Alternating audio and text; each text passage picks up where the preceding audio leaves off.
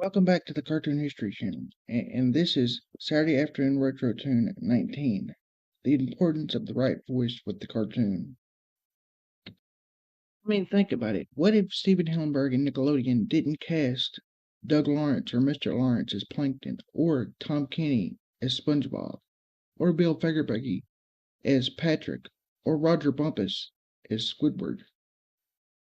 The characters and the voice people were made for one another. If you have a great character and a great show and great writing and the art of the show is great, that's another plus that you have to do. But you can have a great cartoon in other ways, but you've got to cast the right voice.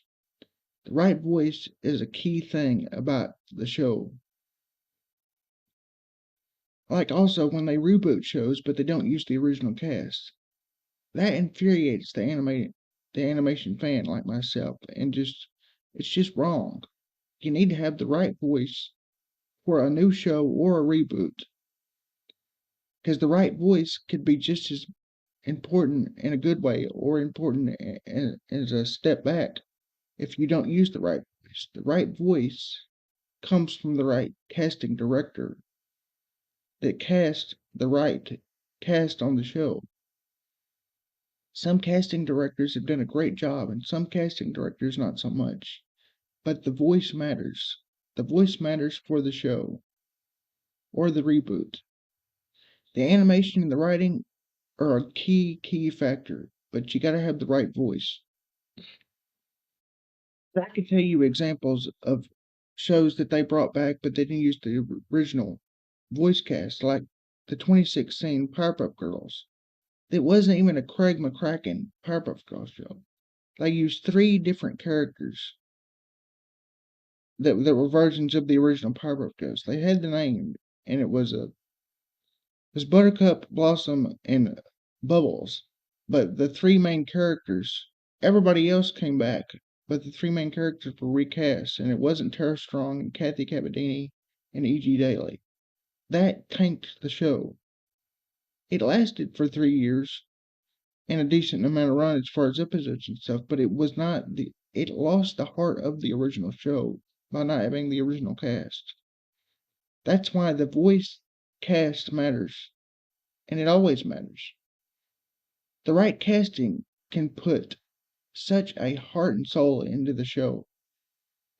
The 1990s Batman show, the Batman the Animated Series show, Kevin Conroy and Mark Hamill made the show. Those were the two voices of the show that made the show. And Arlene Sorkin is Harley Quinn. It was a marriage of all three of the things: the art of the show, the look, the writing, and the voice cast. But the voice cast was just as equally as good as the writing. And if the voice cast ain't good, then you just don't have a good cartoon. Join me next Saturday on Saturday Afternoon Retro Tune 20. And I'm leaving it up to you what it's going to be about. But tell me in the comments what you want Saturday Afternoon Retro Tune 20 to be about. And remember to like, subscribe, and comment. Hit the notification bell. You can personalize your bell, or you can be clicking the gray bell for all of it. Hit the notification bell if you want to know about my videos every Friday and Saturday at 3. If you want more cartoon history, I've got 3 social media platforms. I've got a TikTok and 2 Instagrams, Cartoon History Channel 1 and Cartoon History Channel 2.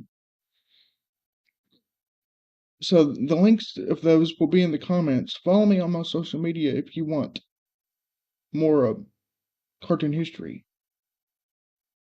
And tell your friends about me. Help me expand my following, please. Guys, welcome back to the Cartoon History Channel, the Cartoon History YouTube channel. And this is Saturday Afternoon Retro Tune 17. The Nicktoon that should have been on MTV. And Stimpy. I also make the argument that everything Spumco and Johnny K made could have been on MTV instead of a family-friendly network like Cartoon Network or Nickelodeon. But I'm starting out with his first cartoon, Ren and Stimpy. That was one of the first 3 of the Nicktoons that Vanessa Coffey okayed for a pilot. show lasted from August 11th, 1991 to October 20th, 1996. And he left after the first two seasons. But to be more correct, he was fired from his inappropriate content and for not getting episodes done in time. Despite being one of the first three Nicktoons, Ren and Stimpy and Johnny K's show that he originally made with his Spumco company until he got fired and left, and Games Animation took over. It was very, very, very adult content. Very innuendoed and very over the kids' heads type of humor. It was funny as the show was. It was very, very that the kids weren't going to get the jokes, and only the adults and parents were going to get the jokes. But I don't know how Vanessa Coffey and Nickelodeon even allowed his jokes. But they kept the same kind of campy and adult humor after John left. They just cleaned it up a bit, but it still kept the basic theme. And it was still pretty, you know, NSFW type of humor.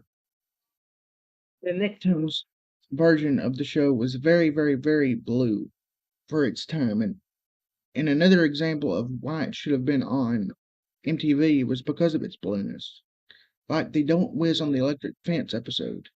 Or in that same episode, his dim-witted cousin, Renz, had a too close, in my opinion, relationship with Stimpy. For the time. And it had references to adult humor that really shouldn't have been on Nick.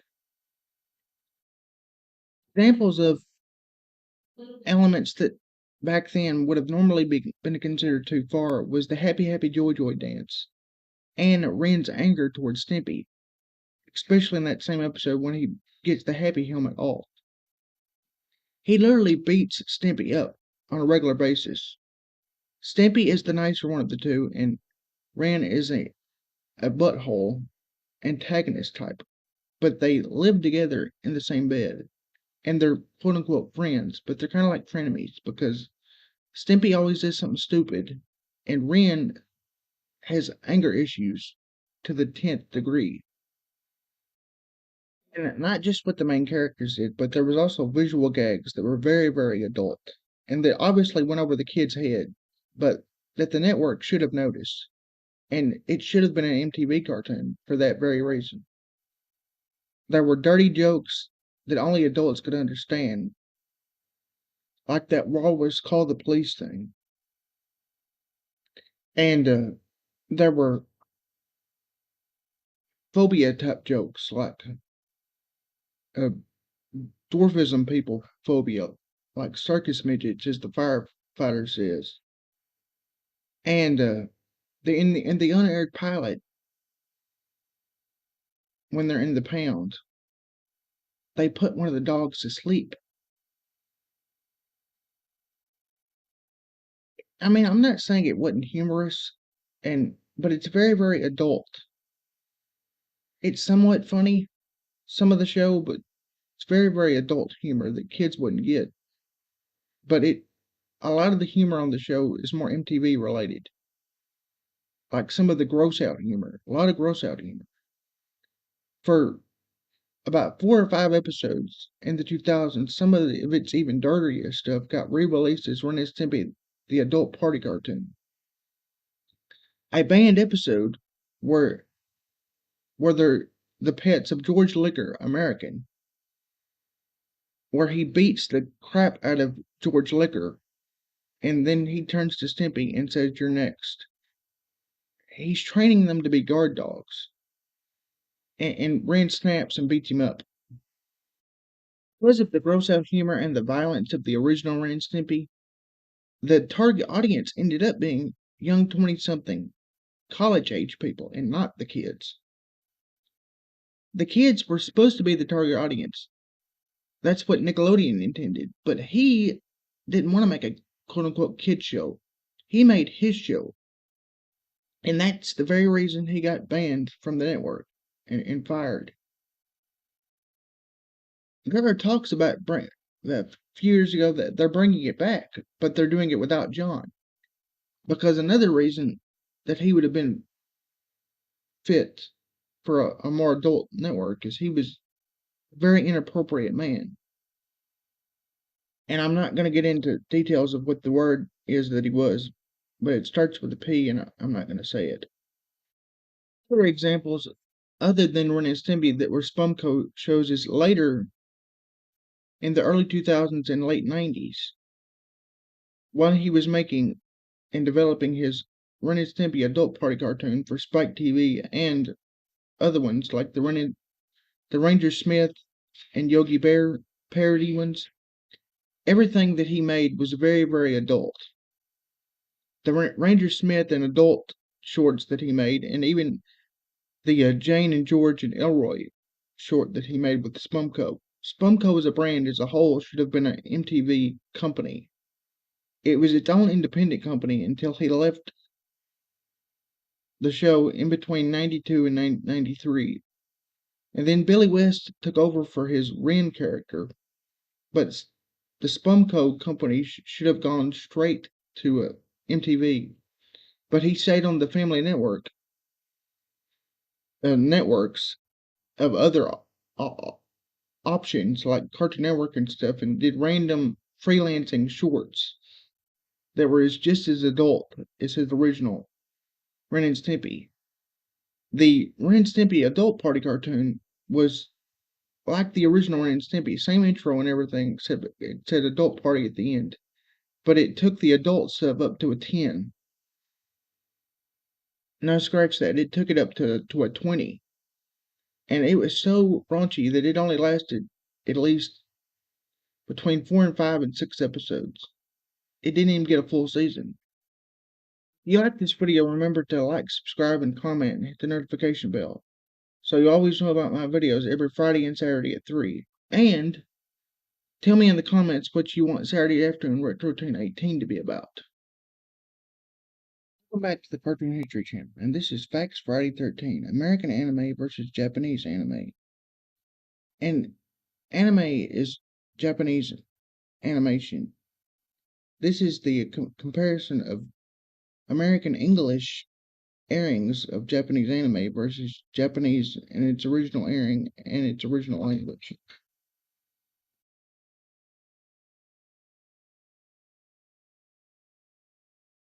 First of all, the animation distributors and from the English part of the market and the Japanese market are different. The English distributors for the American market were a company called DiC, and the animation distributors and original animation makers were a company called Toei Animation. They were the animation equivalent of the same people that made the original Power Ranger live action shows. Japanese anime, the way that it was animated in Japan, even though it was in Japanese, and they've done some English translations with the original animation intact in modern times, but back in the Toonami days, which is what I'm talking about in this episode, the original anime, a lot of it, and I mean a lot of it, was heavily edited for the West and the American market by DiC.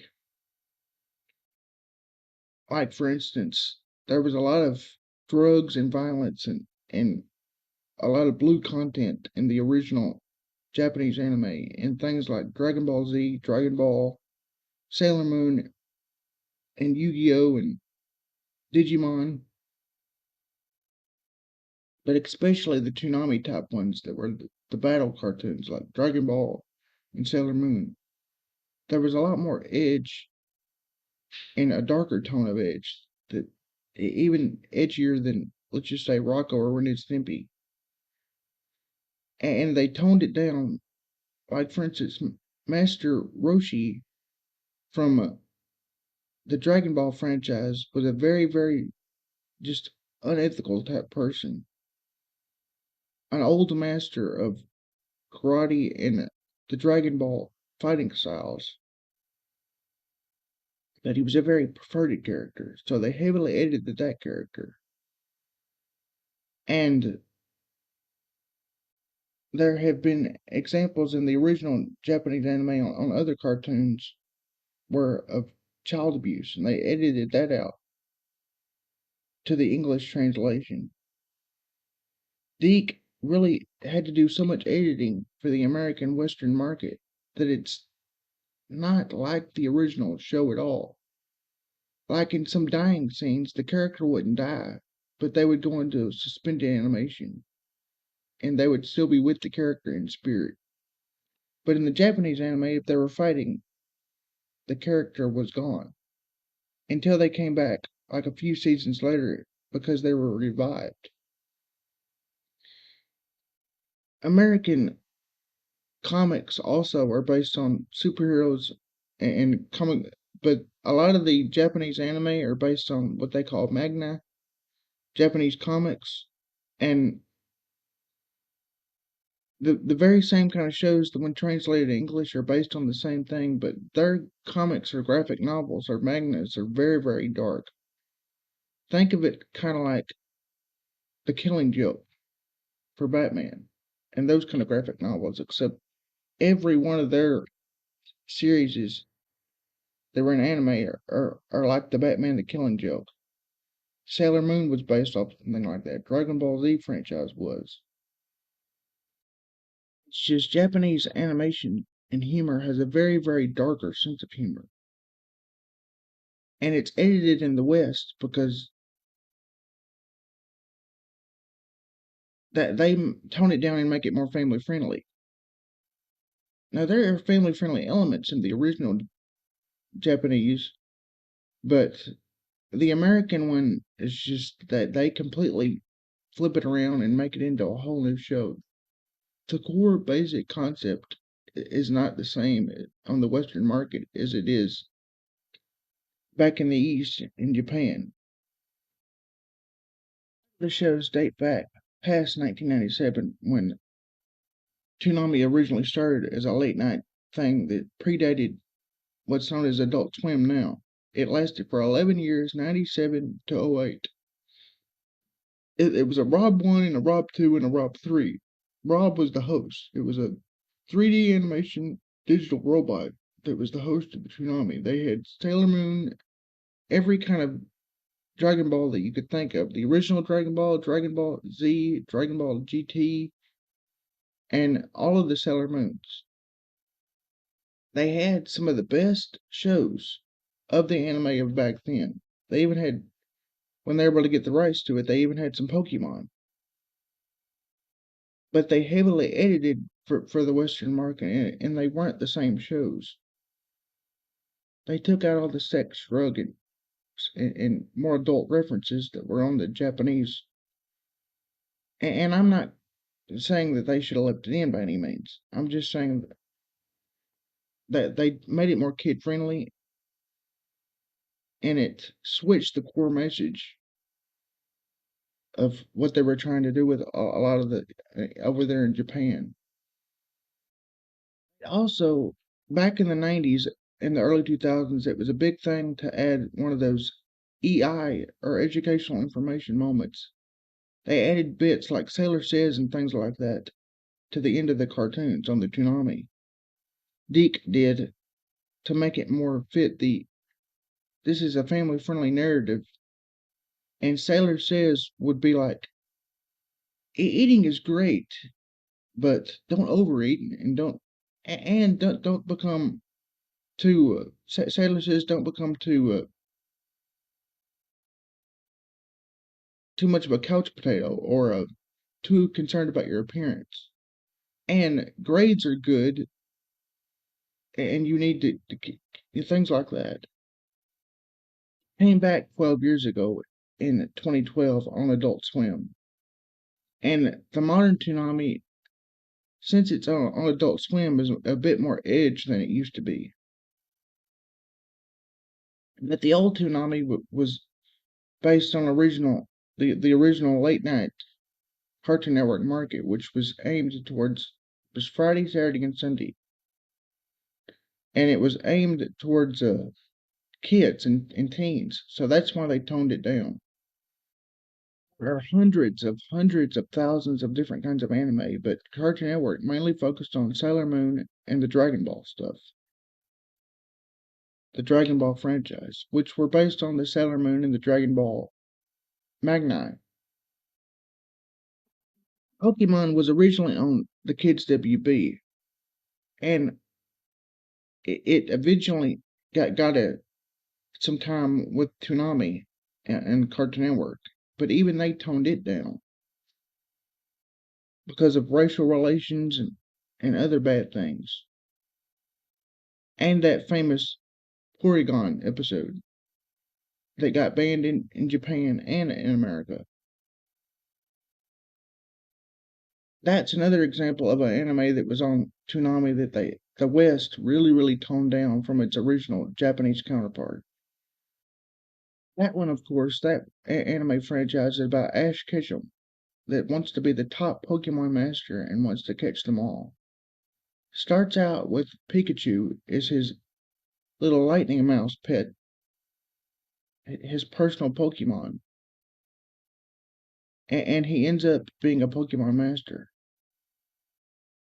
Another example of, and I'm not saying anything bad about it, but another example of Japanese anime is American in the West. They would heavily censor things like bath scenes and things like that, but they don't in the East.